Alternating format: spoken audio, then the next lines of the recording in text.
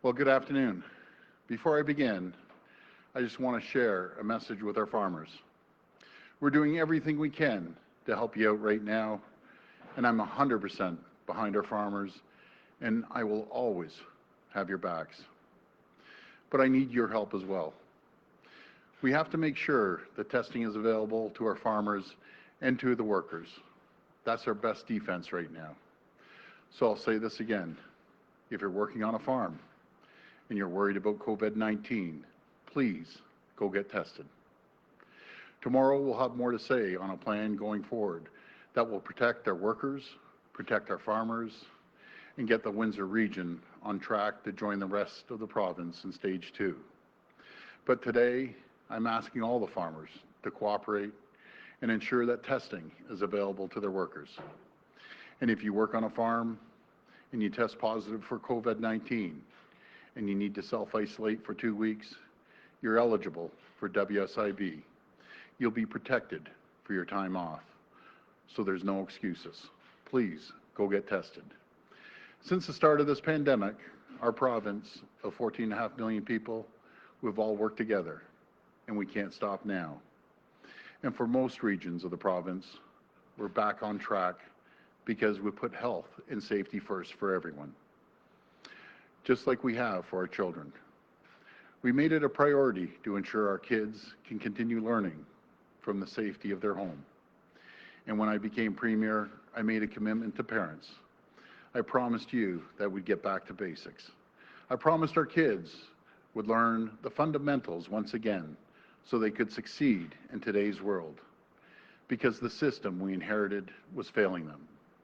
Half of our students were not meeting the provincial math standards. It was completely unacceptable. And our government took decisive action. We launched the largest consultation on education in Ontario's history. We listened to thousands of parents, experts, and educators. We released our new vision for Ontario's education system, one that placed a renewed focus on skilled trades and STEM subjects, such as science, technology, engineering, and math.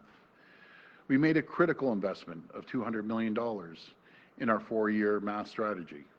And today, I'm incredibly proud to announce the release of Ontario's new and updated math curriculum for grades 1 to 8. This is the first new elementary school math curriculum in 15 years. It's clear that a lot has changed since 2005, and our children's education needs to change with it. For the first time ever in Canada, students from grades 1 to 8 will learn coding along with financial literacy skills as part of the math curriculum. This means that starting in grade 4, students will learn about saving and spending. From grade 5, they'll start learning how to budget.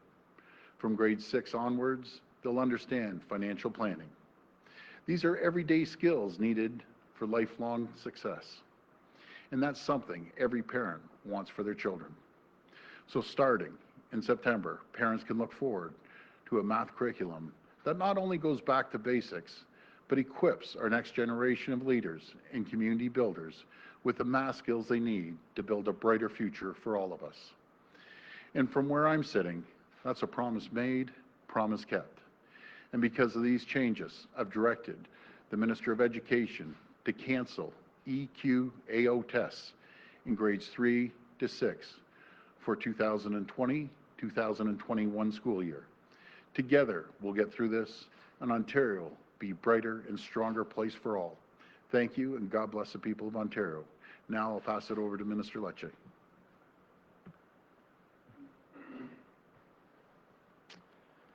Well, good afternoon. We know that for many years now, math scores have been on a steady decline. It's why, under the Premier's leadership, we campaign on a promise to get back to basics and ensure our students are set up for success in today's competitive global economy. It is also why last summer we unveiled our 4-year math strategy to finally get our kids back on track when it comes to math. Nos élèves ne peuvent plus être lésés pour le compte. Our students can no longer be left behind. It has been 15 years since the math curriculum was last updated, and the world has changed since then.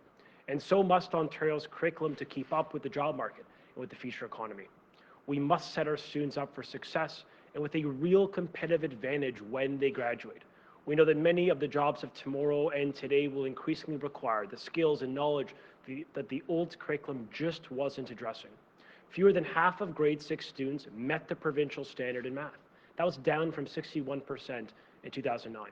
For grade 3 students, for example, only 58% met that standard, down again 5% from 2015. As the Premier said, this is unacceptable.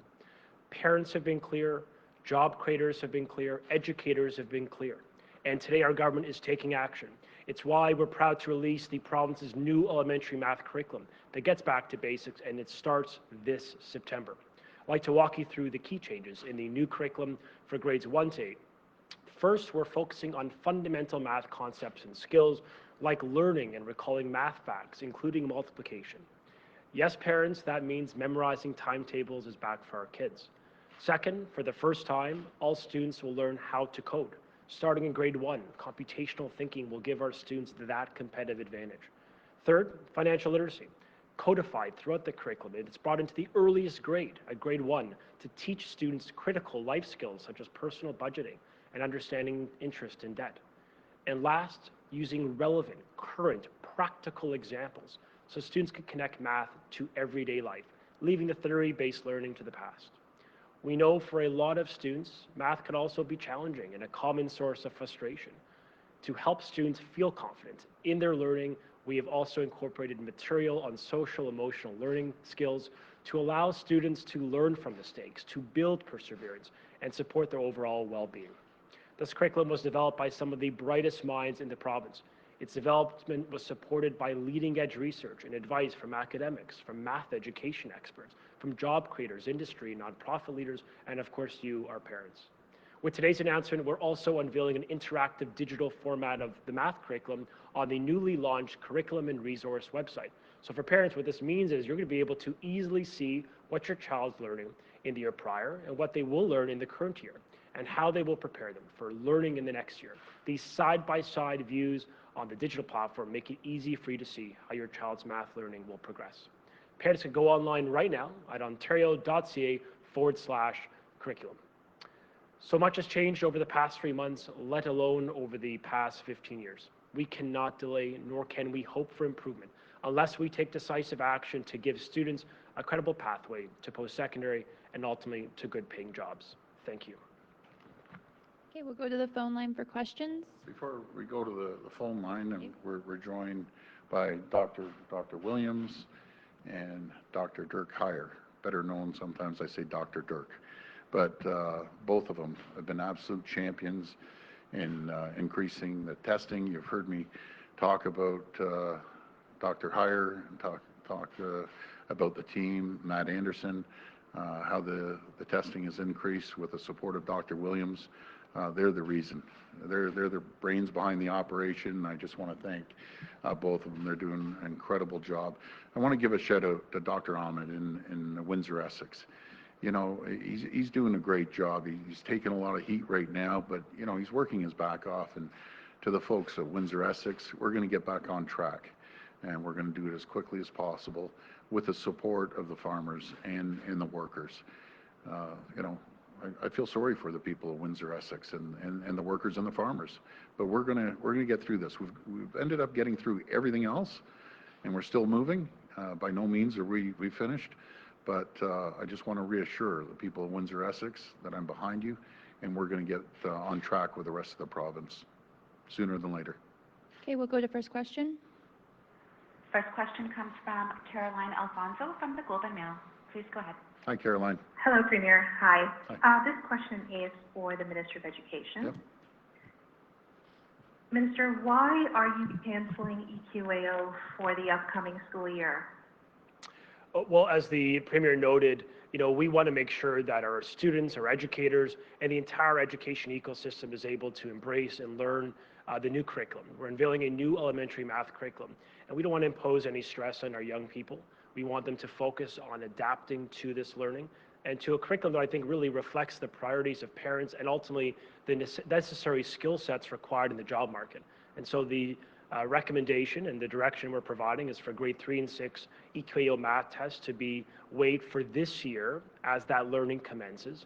whereas grade 9 EQAO assessment would continue, and we are looking at a digital means to deliver EQAO assessments this year and into the future. Follow-up? Minister, is this the right time to roll out a new curriculum, a new math curriculum, when we're kind of uncertain about what the school year will look like come the fall? You know, for the past decade, we have seen rather tragically every year, without exception, either at best stagnation or at worst real decline in math performance. I would argue from a competitive landscape, we must take action immediately to improve math scores. We were given a mandate by the people of this province to go back to basics, bring a math curriculum that actually reflects the priorities of the job market. There is, you know, it is not, you know, disconnected, the fact that we have twice the rate of youth unemployment, the fact that there's a 200% you know, debt to income ratio for young people in this province. We've got to do better at the foundations of math, numeracy, financial literacy. These are the things we know we need to do better at. And so I appreciate the broader challenge around us, but we must move forward with these necessary reforms to give hope to these students that when they graduate, they can aspire to get a good paying job, a job related to the future economy, a job that could, you know, give them a yield to own a home one day. That should not be an aspiration lost with my parents and grandparents' generation. If we get this right today, we could literally change the course of the workforce, give them every opportunity to succeed in entrepreneurship, in leadership, in computational skills. I am proud that yes, starting this September, students in grade 1 are going to learn about financial literacy. They're going to learn about coding. I mean, only British Columbia and Nova Scotia have that capacity in Canada. You know, the United Kingdom has it, very few jurisdictions. We've got to do better. And if we want to give our young people that competitive advantage that our government speaks about, it requires action immediately, which is why we're starting today. Next question. Next question comes from Travis Demrash from Global News. Please go ahead. Hi, Travis. Hey, Premier. I do have two serious questions, but on a lighter note, are you planning on getting a haircut tomorrow? Well, you know, everyone's asking me about this haircut, and I'm not going to get a haircut until everyone in the province can. I'm standing beside the people of Windsor, Essex. It's not fair that they can't get a haircut and I can go out and get one. So I'm going to stand with them, and I'm not going to go to any patio restaurants either until everyone in this province can go there. And I'm going to support the people of Windsor, Essex. I know it's not much, but I'll continue supporting them. So I'll get clipped after everyone else gets clipped down in Windsor, Essex. But I just want to tell the people I support them down there. And but thank you. You'll go with the shaggy look. My next two questions are for the Education Minister. Minister, I do have a question about today's announcement, but Global News has learned that Peter Joshua has been removed as the Director of Education of the Peel District School Board. Can you confirm this and elaborate on this if this is the case? Thank you for the question. As you know, the government last fall, serious allegations by the chair and vice chair and various trustees have been brought forward to the government on allegations of discrimination, particularly against black children, although it includes Islamophobia, anti-Semitism, and prejudice and discrimination against gay children and the LGBTQ community. Clearly, this board, the second largest in the province no less, required some change. And that's why we called in reviewers immediately. It's why I imposed binding directives on the board. It's why I called in an investigator, Arlene Huggins, a leader in the community and a lawyer, to investigate the board's compliance with those recommendations. It was clear in successive reports that not enough was being done, that these children continue to feel victimized within their schools. And in this province, in this country, you know, we're proud of our country's leading to Canada Day, but we have to do better. And no child should feel isolated as a consequence of the color of their skin or their orientation or their faith. That is not this country. It's not the country we strive to build. And so that's why we called in that investigator. It's why I then gave 2 weeks notice to the board to get me a plan, or we would take additional action. The board did request a supervisor. We followed through the next morning with a commitment of cabinet to proceed with it, bringing in a supervisor. In Bruce Rodriguez, we have done that. A former deputy minister who actually built and approved the equity secretary within the ministry. He was a former director in Toronto Catholic following their supervision. He was the former superintendent at Waterloo that built equity programs, and as a proud educator himself, he focused on at-risk kids. As the CEO of EQAO, his focus was on helping students get ahead, particularly from lower income families. He has a passion for this, and I am confident he will lead forward. And today, yesterday, as you know, I gave direction to the superintendent to drop litigation against community members because of actions taken by the board. And today, the superintendent has taken action, and indeed it is true, to find new leadership for the board, for Peel Region, to really re-inspire these kids, to change the culture of that community, and to do better for racialized children, for all children in that community that have for too long felt isolated and discriminated against. And just on today's announcement, Minister, is it not a tall order, this is a follow-up on Caroline's question, is it not a tall order in the middle of a pandemic to expect educators to get up to speed on a brand new curriculum, students to learn a brand new curriculum without having a clear idea as to what the school year is even going to look like in September? You know, we're going to be teaching curriculum to students this September. I choose a curriculum, and my preference is a curriculum that is relevant to the job market and actually relevant to the skills needed for our students. We're going to be teaching math in September to students one way or another. And our preference as a government is to proceed with reform that actually gives young people an opportunity to graduate and ultimately get into post-secondary with a pathway to get a job, a good paying job. And so we are, of course, cognizant of the environment we're in, but we also appreciate there's an imperative globally and provincially for us to move forward with a plan that reflects that modernization. And that's why, to be fair, the curriculum that existed in 2005, lots changed since 2005. I mean, YouTube was just launched in 2005. Xbox 360 was just unveiled in 2005. A lot has changed. And so should our curriculum. And of course, we have to proceed in this basis to drive the necessary transformation our kids deserve. We've decluttered this curriculum, reducing the expectations by 150, focusing on 6 strands that are critical to young people's success. We're offering mandatory professional development of all educators before September to really enable them to succeed, consistent webinars and access to development, because we want them to do well. And we recognize that for elementary educators, the challenges ahead. That's why we're equipping them with more PD, more investment, more support. And it's why we're giving every school board in the province more funding to successfully open in September and get our kids back on track. Next question. Next question comes from Cynthia Mulligan from City News. Please go ahead. Hello, Hello, Premier. This question is for you, please. Yep. There's a growing number of evidence that suggests that having a mandatory mask order is effective and could potentially curb the spread of a second wave and of COVID-19. Why are you not being proactive and doing a no mask, no service policy in stores, for example? Well, we're encouraging everyone when they go out, and especially when they go into stores, to wear masks. But this would be a good question for Dr. Williams.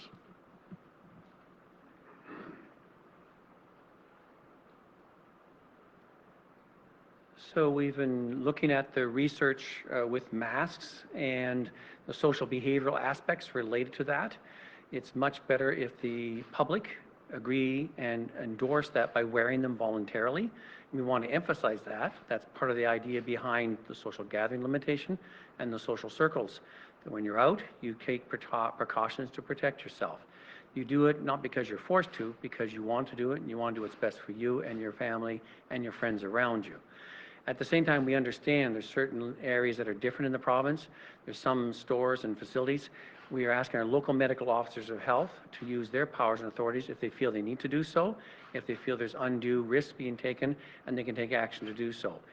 That's one of the advantages of Ontario. We have that variety to deal with the uniqueness and differences around Ontario.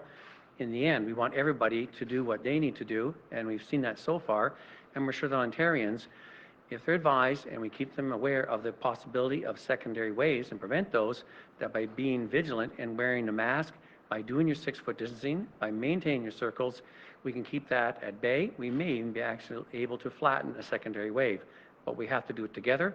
And as the Premier said, he's seen evidence of how Ontarians pull together on that, and I think we can do this again. Follow-up. Okay, Premier, I'm going to direct this again to you. You may want your Health Minister or Dr. Williams to answer it, but you know, just last week we saw a big hardware store, Home Depot, have 14 staff members test positive. If you go into big stores, I would say maybe 50%, maybe depending on where you go, people are wearing masks. So do you think if you had a mandatory mask policy, that actually then it would become a habit for people? And isn't that what needs to happen, so that it's just automatic for people when they go inside shopping? Well, first of all, we have to police it too, and we just don't have enough police, enough bylaw officers in the province to police it. I guess you could put the stores in charge. If they don't have a mask, they don't get in. I know a couple big retailers are doing that right now, but I will pass it over to the Minister of Health. Thank you. We don't believe it's necessary to mandate the wearing of masks. It's just asking people to use their own common sense. And we're seeing that. We're seeing that in situations where they can't keep that physical distance of 2 meters, 6 feet, that they wear the mask when they're in closer spaces, in close proximity, in stores, other retail establishments, perhaps on transit. People are being extremely responsible, and we think that that is sufficient at that point. If it changes in the future, we may take a different view of it. But at this point, people are being very sensible. They are wearing their masks largely when they're out in public, and certainly when they're in close physical spaces. Next question. Next question comes from Randy Rath from CHCH-TV. Please go ahead. Hi, Randy. Hi, Premier. In Hamilton, there's a lot of disappointed restaurant and bar owners who have been turned down for patio licenses by the city. The city saying that they are abutting on residential areas, and in a lot of cases we've looked at, the people that live in the residential area, residents abutting the parking lot or wherever they want to put their patio, agree to having the patio there. Should cities and townships be more open to letting restaurants and bars open patios? I think they have to be flexible, but I'm just wondering why the city's doing that. You know, they're in stage 2. They should be able to do it as long as they follow the protocols in place. But I think people in Hamilton want to get outside and maybe have a cold soda somewhere and a cold pop or whatever, and sit down on a patio. So I would have to call the mayor of Hamilton and ask him, you know, the justification behind doing this. Unless Dr. Williams sees a different point of view, I think it should be all right, as long as it's a patio and they follow the protocol. I'm wondering what is going on the province's beaches. We saw on Cherry Beach the overcrowding on Saturday. On Saturday at Sherkston Shores on Lake Erie, there was a group of people that invaded a private beach and started throwing beer bottles at each other's heads. At Crystal Beach on Lake Erie, a private beach was invaded and people were defecating on the beach and just leaving it there. In South Bruce and Essex, including Southampton, the beaches were opened, and now the towns have closed them again because of inappropriate behavior and reckless behavior. Are you worried that when you open the beaches in the provincial parks that we'll see a similar scene? How can this be avoided? I hope not. People have to be responsible, and I can't picture middle-aged people and seniors throwing bottles at each other. So I'm assuming what you're talking about is younger people just going hog wild and having party. But I'm going to give you a message to the young people. You think you can't catch COVID. You can catch COVID, and I have some numbers. I'm gonna read these off just to wake up some of the young people who think it's all right to go out and you know, party and hang out with everyone they want. So this is numbers from overall cases. So ages 0 to 19, 1,394 people have caught COVID, 4.3%. From 20 to 39, 9,006 people. That's 27.9. So you hear those numbers. Those are staggering numbers. Matter of fact, that's one of the highest areas. So 40 to 59 years of age, that is 9,910. So the two biggest categories are from 20-year-olds to 39 and from 40 to 59. And then 60 to 79, it's 6,283. and then 80 plus is 5,716. Now, you know, people think they're like Superman out there.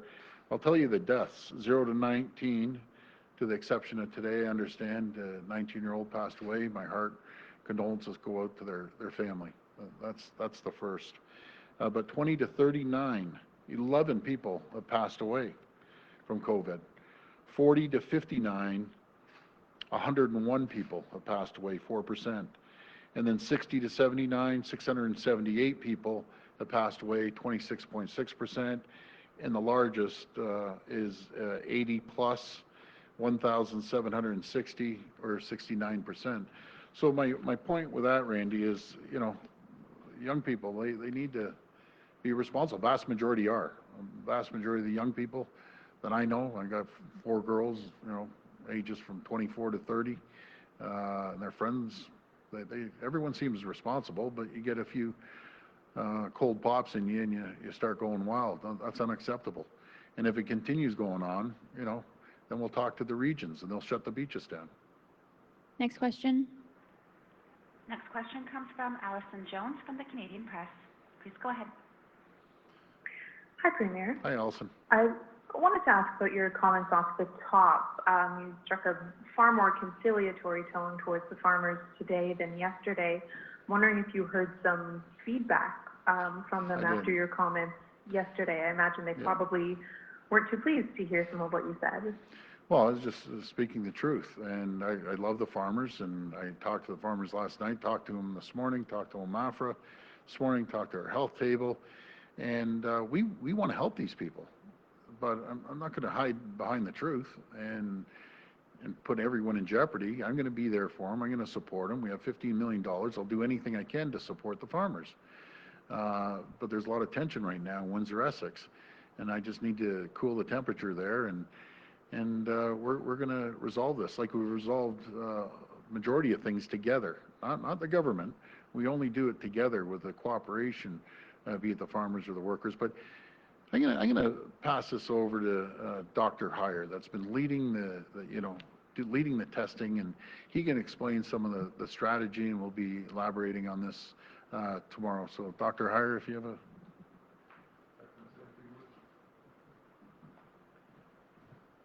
Thank you, Premier, and good afternoon, everybody. So the farm industry generally across the province, but specifically in Windsor, Essex, have been working closely with the local health providers, the hospitals and Ontario Health, as well as the local medical officer of health, to try to understand most effectively whether there is additional illness within their farms to ensure the best protection for all of their workers, because that is crucial. They have crops, they have brought people into the country to help support the work and the food chain that we all benefit from, and really taken many steps working with the federal government, working with the provincial government, working with the local medical officer of health and the hospitals and others to provide the best care. This flowed from work that the hospital started doing in response to some early infections that were identified within some of the farms, and the hospitals and the public officer, the medical officer of health, were doing specific health checks of the workers, and they recognized that there would be additional benefit to provide further health opportunity, and so the hospital and others within the community developed a multidisciplinary health opportunity that includes testing, and that is, we're actively involved with those. I am working together with Ontario Health to support the implementation of that, and working closely with the farm providers and also with Dr. Williams and the medical officer of health to provide the best opportunity to ensure that all of the farms are staffed with those who are in good health, and any health opportunity that's necessary we're providing for them. Follow up? Thank you. Yes, I have a question for the Premier that's a little out of left field, so to speak. The Blue Jays could start training as soon as July 1st under MLB's proposal yesterday. Could they use the Rogers Centre to train without the 14-day quarantine in a proposal similar to what the NHL has done with Toronto? Do you see any way for games to be played at the Rogers Centre, considering all the visiting teams will be coming from the U.S.? I better, honestly, Elson, I better hand this over to the Commander-in-Chief, Dr. Williams there. Thank you.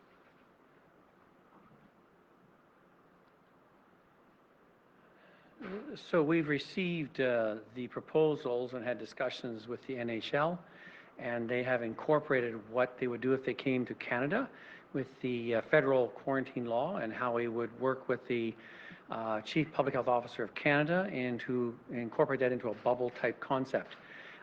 The Major League Baseball proposal, I've seen it and read it. It deals with a lot of aspects there. It doesn't mention anything about travel to Canada at this time.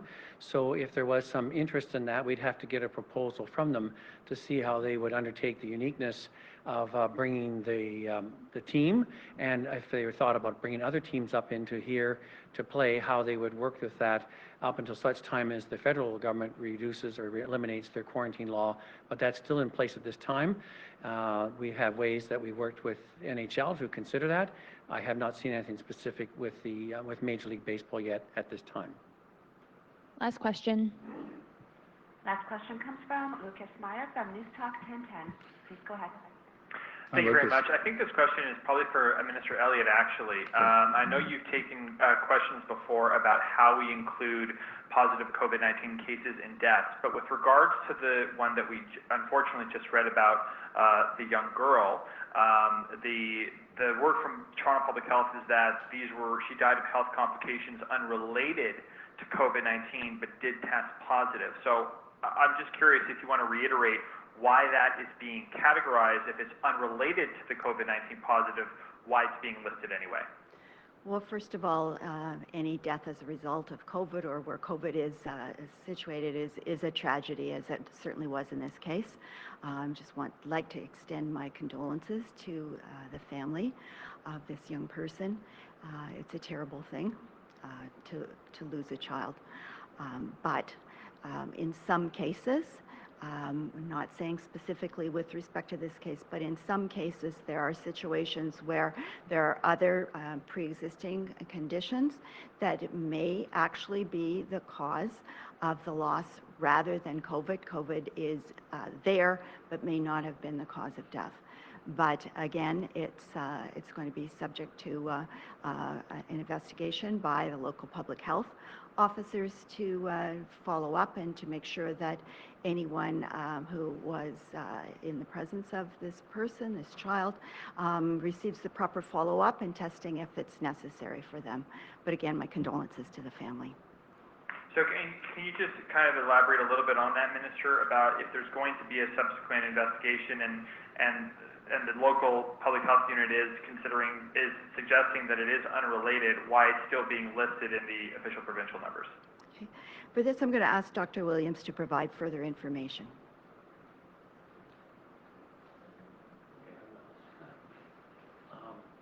And with the Premier's permission, because we understand as the age of the child, it was referred to the coronial system for investigation. So I think on that basis there, Toronto Public Health does their investigation, but with permission, I'll ask Dr. Huyer to comment on his perspective from a coronial investigation aspect.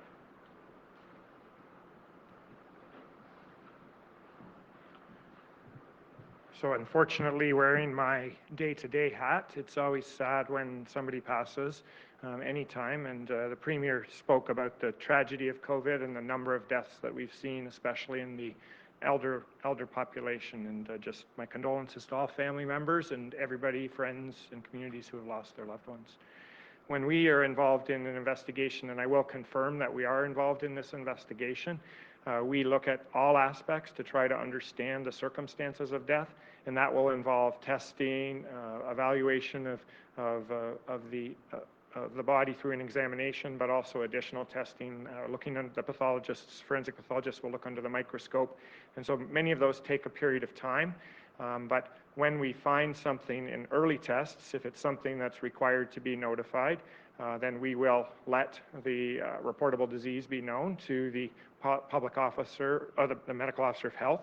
And the reason for that is while the death may not have, and I'm not providing whether it is or isn't because it's still work in progress to understand, when there is an infection found, it's important that anybody who may have intersected with that child, whether that child was specifically infected and died or didn't die from COVID, the fact that it's found, need to ensure that everybody else knows. And so that's why it's reported. That's why that information would come out. And sometimes, as Minister Elliott so appropriately said, sometimes people do die without necessarily being from COVID because the virus can be found, the testing is so sophisticated, it can be found still remnants of it without it necessarily being an infection at that particular time. And that actually speaks to more than specifically at the death situation, but also in the life situation. So it is work that we're still trying to evaluate. We don't know exactly the role at this point, but it's important that it gets notified and therefore would lead to public reporting after that. Okay, thank you, everyone. Thank you, everyone.